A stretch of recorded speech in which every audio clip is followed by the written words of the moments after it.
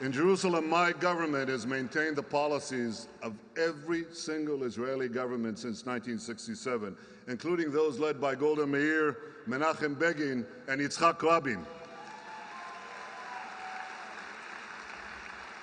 Today, nearly 250,000 Jews, that's almost half the city's Jewish population, live in neighborhoods that are just beyond the 1949 armistice lines. All these neighborhoods are within 5 minutes from the Knesset.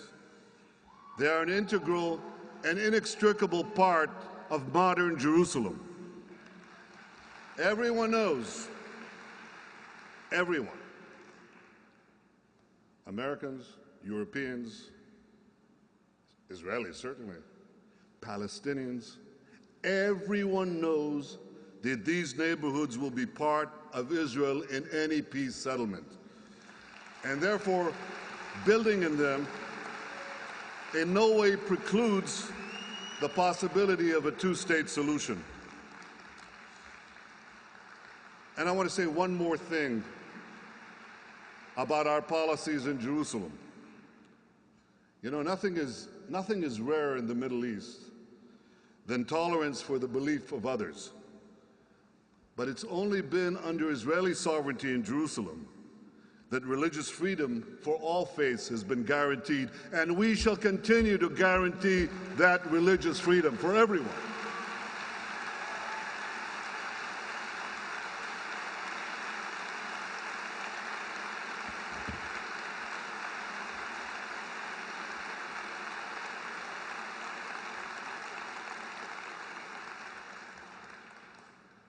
Ladies and gentlemen, while we cherish our homeland, we also recognize that Palestinians live there as well. We don't want to govern them. We don't want to rule them. We want them as our neighbors, living freely in security, dignity, and peace. Yet Israel is unjustly accused of not wanting peace with the Palestinians. Nothing could be further from the truth. My government has consistently shown its commitment to peace in both word and deed. From day one, I called on the Palestinian Authority to begin peace negotiations without delay. And I make that same call today.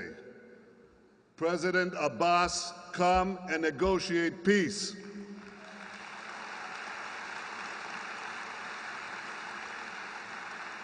You know, that's so elementary and so obvious.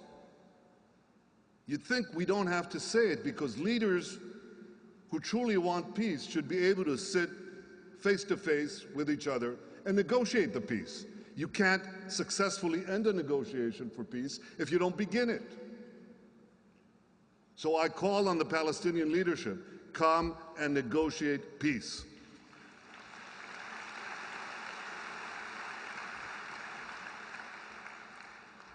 Of course, the United States can help the parties resolve their problems, but it cannot solve the problems for the parties. Peace cannot be imposed from the outside. It can only come through direct negotiations in which we develop mutual trust, that mutual trust that is necessary to forge a common future.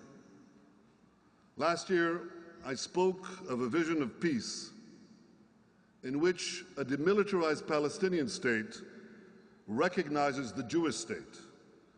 Just as the Palestinians expect Israel to recognize a Palestinian state, we expect the Palestinians to recognize the Jewish state.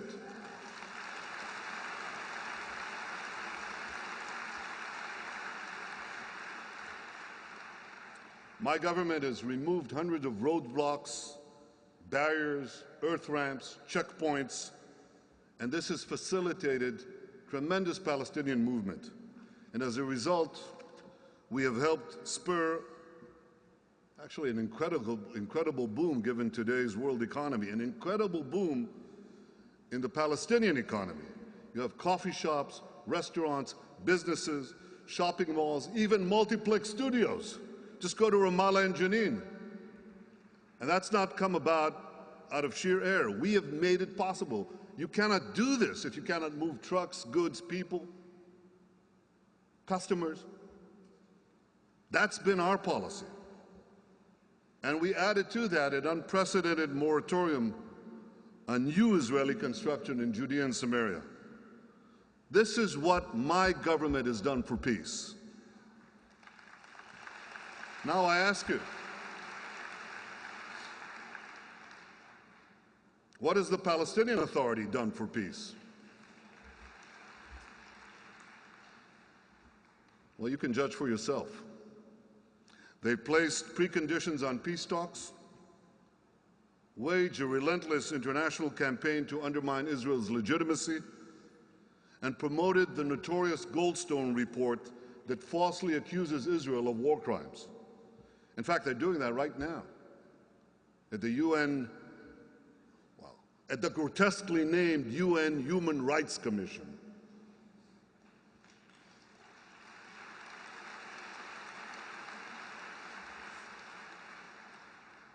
And I want to use this opportunity to thank President Obama and the Congress of the United States for their efforts to thwart this libel. And I ask for the continued effort this week to fight this lie.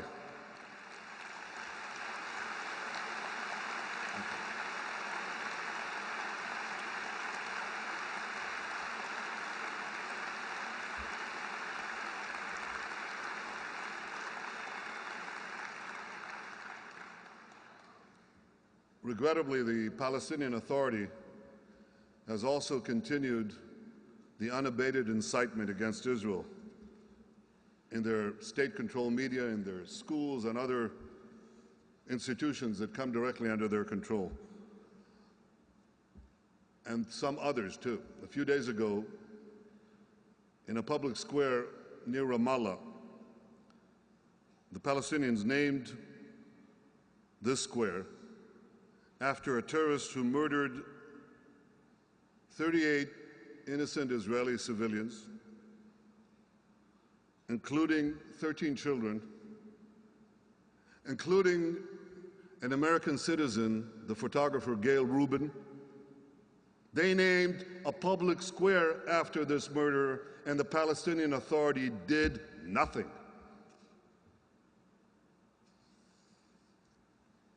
Ladies and gentlemen, peace requires reciprocity.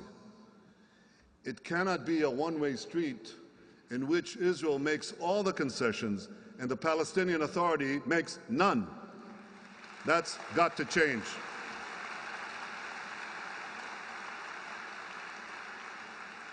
Israel stands ready to make the compromises necessary for peace, but we expect the Palestinians to compromise as well, to do their part.